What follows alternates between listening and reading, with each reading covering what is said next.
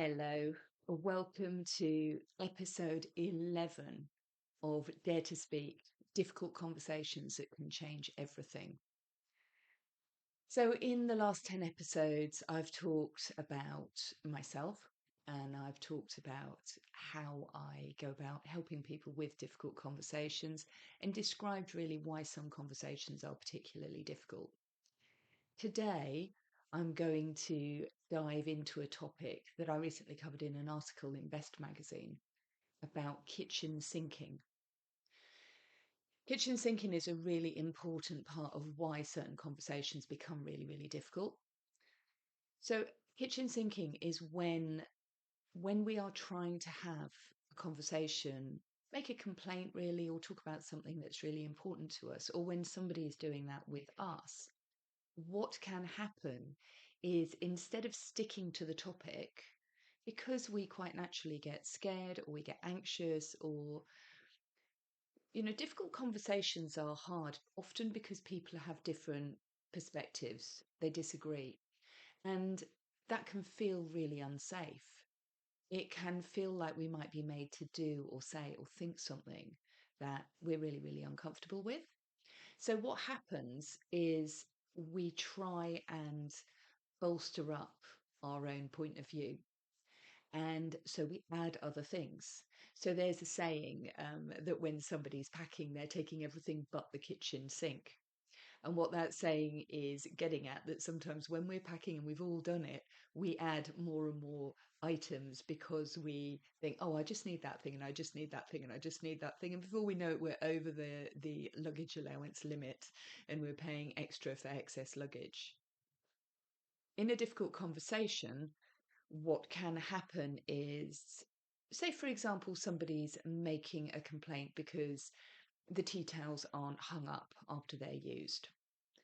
And for that person, hanging up the tea towels after they're used means that the tea towel can dry, and it means that it's not necessary to get out a new tea towel every single time. We still need to change the tea towels regularly, but not every time because they've been left on the side in a heap or they've been dropped on the floor or whatever it might be. So for one person, they have a set of feelings and ideas. They might even have a set of values that relates to the importance of hanging up the kitchen towel. The other person doesn't look at it the same way. They aren't thinking about that. They're just thinking, oh, well, if I need a kitchen towel, I just reach in the door and get a fresh into the drawer and get a fresh one. Perhaps they have a set of values that says, well, when I use a kitchen towel, I want to use a new one because it's clean. So what happens is you've got two people looking at the same situation in a different way. Now you would think it could be quite easy to sort out the tea towel, but it isn't, because when somebody else has a different point of view, people can feel really threatened by that. They can feel like it's unsafe. Sometimes it is unsafe.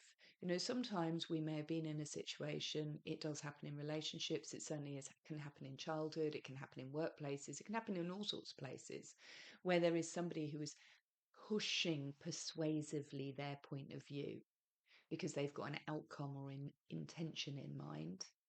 There are some people who simply want other people to agree with them.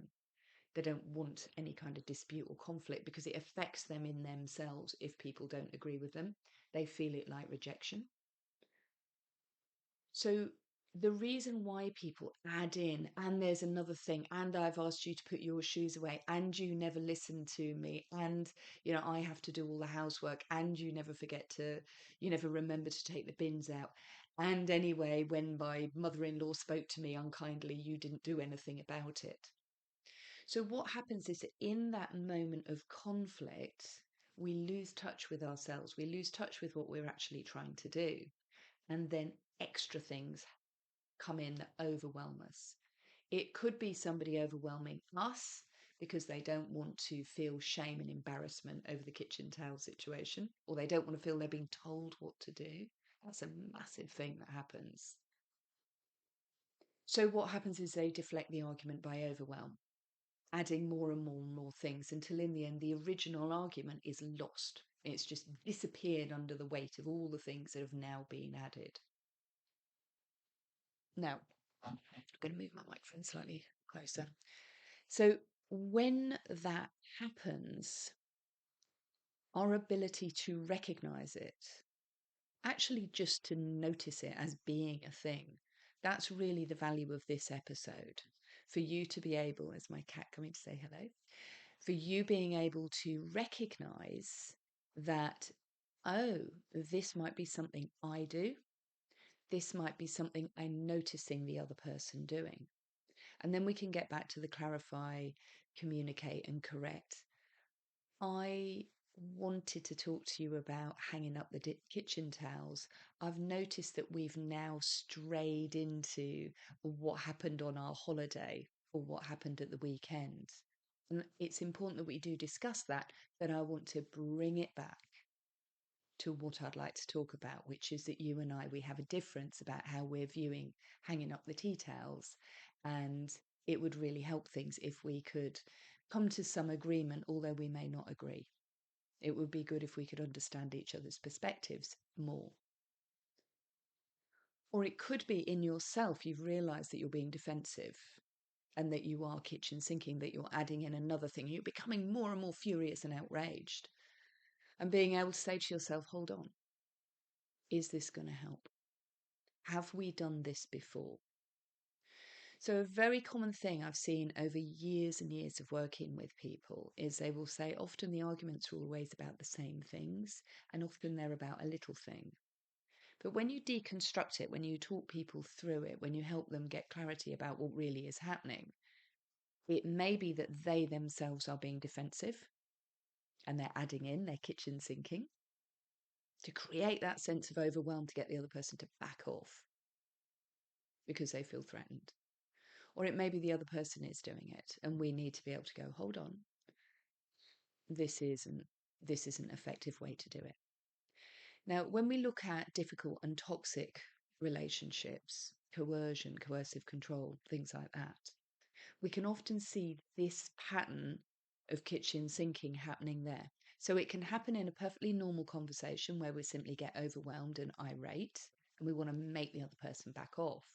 But also sometimes within toxic or coercive or difficult relationships, there is a pattern of this. One person will raise something and the other person will deflect using sometimes shaming, blaming, or criticizing. And that's when you know that they're leaning into it being a character judgment. Oh, well, the problem with you is that you micromanage everything and you're just a clean freak, or you've got OCD. It becomes an accusation when all you're doing is making a request. Or in a more difficult relationship, but again, this can happen in a healthy relationship. They make some statement that, oh, that's it, you're always nagging, you're always telling. You'll use the words always, or you might use the counter argument, well, I saw you the other day and you didn't hang the kitchen towel up, so you're being a hypocrite by saying it. So sometimes it shifts actually into shaming, blaming, and criticizing. Being able to stay calm, being able to become aware of these patterns of communication, being able to manage your own thoughts and feelings and have a plan, really. Have a plan to understand the skillful analysis, really, of what is happening during the conversation can give you an awful lot of information about what you can do differently, what is going wrong, and is there some way of preventing that happening? But it also gives us the ability to see flags, to see that there might be real problems within a relationship, and that might be something that we really, really want to do something about. So I'm hoping that just by sharing a little bit of understanding and a bit of knowledge and insight about why something like kitchen sinking, it can be a habit or a pattern of behavior that we've got into. It can be an indicator of something more serious underlying within the relationship. It's important not to say, oh, well, the other person kitchen sinks, so that means that they're toxic, because it's far more finessed than that. Human psychology, human behavioral dynamics, humans' patterns of interaction are complicated. A lot of them are rooted in childhood.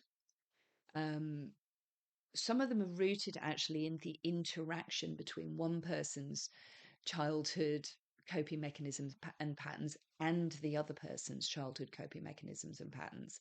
So if you get two people who've got coping mechanisms, say one's got the coping mechanism to be a people pleaser and to try and negotiate and calm things down, and the other one's got the childhood coping mechanism to kitchen sink and escalate the argument until it gets shut down and they win, then what can happen is that you can end up in a dynamic in the relationship that needs shifting. And often it can be shifted, sometimes it can't be shifted. But it's really important to see this. This is to do with interaction patterns that we have between us, not necessarily to do with labeling a relationship. So a relationship can become toxic. The behavior patterns within a relationship can be toxic. People can be in habits that are unkind or shaming or blaming or avoidant or detached. But what we're describing is human behaviors. We're not labeling a person.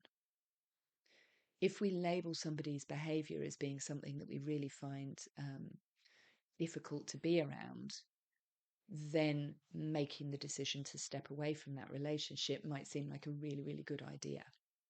But we're still avoiding, and certainly within my way of looking at things, as much as possible, we're avoiding giving people's labels or giving people a diagnosis of something. Diagnosing things is extremely hard.